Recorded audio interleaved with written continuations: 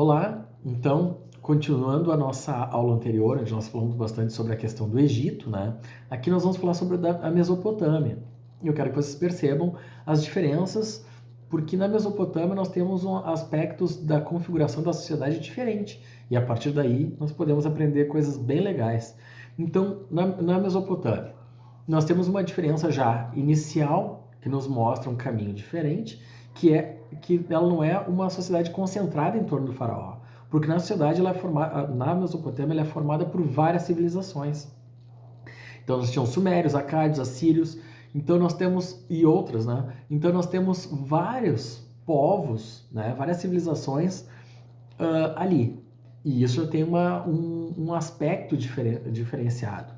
Nós temos um direito menos fragmentário, né? Um corpo normativo mais consolidado. Então, por que esse corpo normativo ele se consolidou melhor e ele conseguiu se organizar melhor numa sociedade com várias civilizações do que numa sociedade muito ligada ao faraó e uma civilização sozinha, né? E muito unida? Por que essa diferença acontece? Então, nós temos a formação de um parlamento formado pela nobreza a partir da unificação política. O rei era representante de Deus na terra, então essa aqui é outra diferença fundamental para entender a Mesopotâmia. Então nós temos um representante de Deus na terra, ele não era o Deus. E aí o monarca mais famoso que nós vamos falar nessa aula é o Hammurabi, né? Então a preocupação com a implementação do direito e da ordem no sistema tinha sistema de recurso processual, né? A administração da justiça a cargo de tribunais, colegiados, formados por clero e por juízes de direito profissionais. Então, nós temos algumas funções bem interessantes que se diferencia do Egito. Então, aqui nós temos um território que é constantemente invadido e existe uma estabilidade política muito grande por ser várias civilizações. E aqui já vem a primeira provocação para que o direito seja mais evoluído.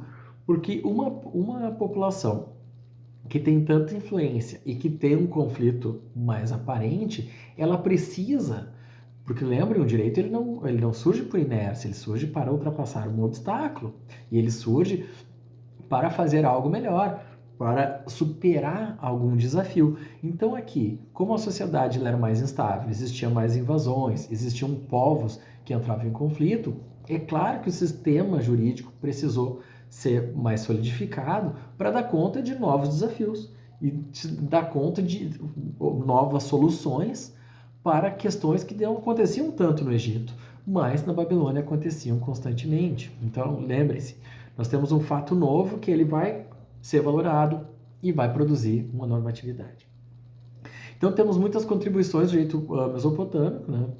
E que era muito inovador na época. Então temos leis semelhantes como o papel da testemunha, o furto, a difamação, o estupro, a vingança. Tudo isso nós temos como fonte lá na Mesopotâmia, certo? Então esse território era constantemente invadido. Há 282 artigos, então, sobre delitos, família, propriedade, herança, obrigações, alguns artigos também sobre direito comunitário e outros sobre escravatura, né? E essas leis defendiam especialmente o direito e interesse da cúpula babilônica. Então, esse código, tá, de Hammurabi, que falava sobre tantas coisas, ele foi esculpido em pedra. Então, ele está no Louvre, procurem aí, olhem, é bem interessante, ele é feito com uma escrita cuneiforme, então é aquela maneira de afundar a pedra, né? E fazer as letras afundadas, né, na pedra, e esses códigos eram pedras grandes que eram colocadas à disposição. Então também tinha uma tentativa de publicizar esse código, né, e de mostrar as regras do jogo para aquela sociedade. Também é muito interessante, né, uma tentativa de publicizar as regras de uma sociedade. Então, a essa época do Hammurabi, então, existiam 3 classes sociais, tá? Os homens livres, cidadãos, funcionários públicos, escravos, então, homens livres, né, os cidadãos, funcionários públicos e prisioneiros de guerra e escravos. E no topo da pirâmide social estava, então, o imperador e sua família, seguido pelos nobres, sacerdotes, militares e comerciantes. Então acompanhe lá no material de vocês que vai ficar fácil de vocês perceberem, tá?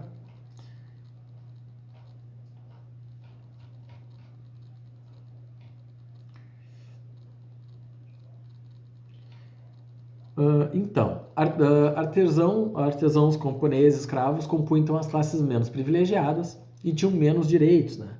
E o direito nesse contexto, tá? Ele objetivava então manter essa ordem estabelecida e tentando organizar essas cidades-estado e os seus contatos, né? Porque na verdade esse choque entre essas culturas acabavam provocando as inovações jurídicas, né? E garantia a permanência dessa estrutura. Então se tentou ter esse corpo jurídico mais consolidado, justamente para dar conta desses conflitos. Então as cidades-estado tinham mais autonomia, né? Porque essa sociedade era composta por cidades-estado. Quando nós falamos sobre cidade-estado, são cidades com bastante autonomia, né? Uma cidade que também seria como se fosse um pequeno país, né? Então, tendo em vista a divisão das sociedades em classes e o desejo de poder dos líderes políticos, não seria difícil constatar o princípio da desigualdade perante a lei, né? Então, a gente pode perceber algumas manifestações favoráveis aos direitos humanos, como, por exemplo, direitos equiparados entre homem e mulher, né? Então, nós tínhamos também leis que determinavam a igualdade de gênero na Babilônia. Então, esse sistema jurídico serviu de orientação aos aplicadores de direito e manteve considerado período de coesão social. O Hammurabi, ele deixou muita punição, mas ele tentou algumas coisas bem interessantes no código dele. Então, apesar de falar do dente por dente, olho por olho, toda a questão da autotutela, né, e do não permitir perdão, ele foi um jurista muito inovador. Então, em virtude da inexistência de gradação, crimes das mais diversas espécies, mais outros menos graves, eram punidos com a pena de morte. Na lei de Talião, apesar disso, podemos observar algumas limitações no que tange à vingança. E aqui vem a primeira proposta de crítica, né, de pensamento crítico que eu trago para vocês. Existia de maneira muito primitiva uma tentativa de graduação do crime. Muitos eram ligados à pena de morte. Mas quando nós vamos falar sobre o dente por dente, olho por olho, vamos imaginar que se era um dente, era um dente. Se era um olho, era um olho. Se era um braço, era um braço. Não eram dois braços, né? Então existia uma tentativa muito incidental de graduar e de limitar essa punição. Porque se eu não colocar um limite na punição, ela sempre vai ao máximo, né? Uma pessoa que perde uma mão, ela não vai querer a mão, ela vai querer o braço ou a vida da outra pessoa. Então, na verdade, existe aí uma tentativa. Se é a mão, é a mão. Se é um dedo, é um dedo. Existe de maneira muito primitiva, uma tentativa de limitação do poder de punir, para tentar ter uma limitação. É até aqui que se pune, não mais e não menos. Então, existe uma tentativa de graduação, sim, né? Então, na Mesopotâmia, era o deus Utu, então, que desempenhava a tutela divina da justiça, filho do deus Sol. A Maat também, lá no Egito, era filha do deus Sol, né? A arte de fazer direito na Mesopotâmia se caracterizou pelos aspectos simbólicos da cultura jurídica e da religião, então também um direito muito ligado a rituais, a questões religiosas, e resultou na interconexão entre o universo jurídico e o universo sobrenatural, né? Então, a questão transcendental e da magia também estava muito ligado nas decisões jurídicas, né? E ela era representada através de práticas, né, de costumes dentro de cada crença. O juramento em nome dos deuses, né? Então era a fonte do direito, então esse universo sobrenatural fazia parte do mundo do direito. Aqui eu trouxe como curiosidade para vocês, está lá no nosso texto, o ordalho, né? Que era um ritual onde se jogava a pessoa no rio, e um rio lá com correnteza. Se ele morresse é porque ele era culpado, se ele sobrevivesse ele é porque era inocente, é como se fosse um teste. Então, se ele morresse já teria o castigo merecido, se salvasse ele era inocente. Então, o universo jurídico sobrenatural sempre se tocavam, né? Existia assembleia também, e o membro dos conselhos, né, os anciãos da cidade, participava. O ancião é sempre o mais velho, o sábio, né? Os anciãos. E a gente vai olhar lá no direito romano que a questão dos anciãos, né, que faziam parte do Senado, é sempre aquele grupo dos velhos sábios que faziam parte do Senado. Né? Os juízes eram homens letrados que teriam frequentado a escola dos escribas, então tinha essa questão, né, justamente da escrita. Eles eram chamados de dicu e não eram remunerados, né? Recebiam apenas presentes das partes. Então, os juízes eles tinham essa questão de não eram remunerados, mas podiam receber presentes, né? Sempre tem uma maneira, né, de remunerar. Eles eram, então, os mais antigos códigos, então tem outros, né? Então tem Diurnamu, o Lips Star, anteriores ao Hammurabi. Mas nós estudamos o Hammurabi junto com a questão do Egito, justamente por ter essa referência de como as sociedades se modificaram, justamente pela maneira que esses povos se relacionavam. Então, existe uma clara divisão entre as classes, né? Então homens livres, subalternos, escravos, com clara repercussão nas normas jurídicas que os tocavam. Então, dependendo da classe jurídica, a lei que o tocava era diferenciada, né? A predileção era por penas pecuniárias e não, apesar de ter muita pena de morte, a predileção era por penas pecuniárias. A mulher é dotada de personalidade jurídica. Olha só, então as mulheres podiam ter personalidade jurídica. Lá, a gente está falando lá da Mesopotâmia, 5.000 anos antes de Cristo, tá? 3.000 anos antes de Cristo.